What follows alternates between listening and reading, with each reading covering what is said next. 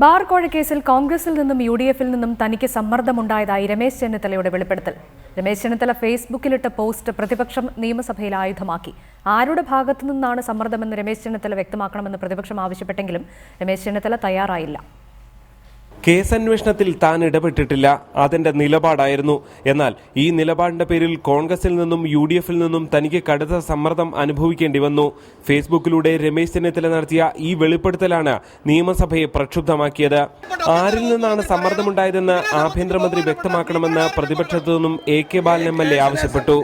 ഫേസ്ബുക്കിൽ ഒരു കാര്യം പറഞ്ഞു, ഈ നിലപാട് കൈക്കൊണ്ടതിന്റെ പേരിൽ UDF-ൽ നിന്നും കോൺഗ്രസിൽ നിന്നും കടുത്ത സമ്മർദ്ദമാണ് എനിക്ക് അനുഭവിക്കേണ്ടി വന്നത് എന്ന് ഫേസ്ബുക്കിൽ അങ്ങ് പോസ്റ്റ് ചെയ്തിട്ടുണ്ട്.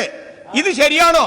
അങ്ങനെയാണെങ്കിൽ ഏത് കോൺഗ്രസിന്റെ ഏത് നേതാവിൽ നിന്ന് ഏത് മന്ത്രിയിൽ നിന്നാണ് സമ്മർദ്ദമുണ്ടായത് എന്നുള്ളത് ബഹുമാനപ്പെട്ട മന്ത്രി പറയണം.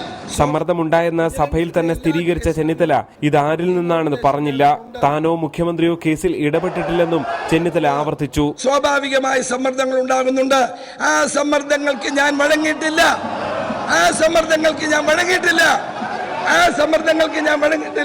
ഇതാദ്യമായാണ് ഒരു മന്ത്രിക്കെതിരെ ഇത്ര വിശദമായ അന്വേഷണം നടന്നതെന്നും ചെന്നിത്തല ഫേസ്ബുക്കിൽ പറയുന്നു. വിജിലൻസിന് മേൽ ബാഹ്യസമ്മർദ്ദം ഉണ്ടായിട്ടില്ല. അന്വേഷണ ഉദ്യോഗസ്ഥർ റിപ്പോർട്ട് സമർപ്പിക്കേണ്ടത് കോടതിയിലാണ്. റിപ്പോർട്ട് തള്ളുന്നതും കൊള്ളുന്നതുമെല്ലാം കോടതിയുടെ പരിധിയിൽ വരുന്ന കാര്യമാണെന്നും ചെന്നിത്തല ഓർമ്മിപ്പിക്കുന്നു. G Sreejith, reporter, Thiruvananthapuram.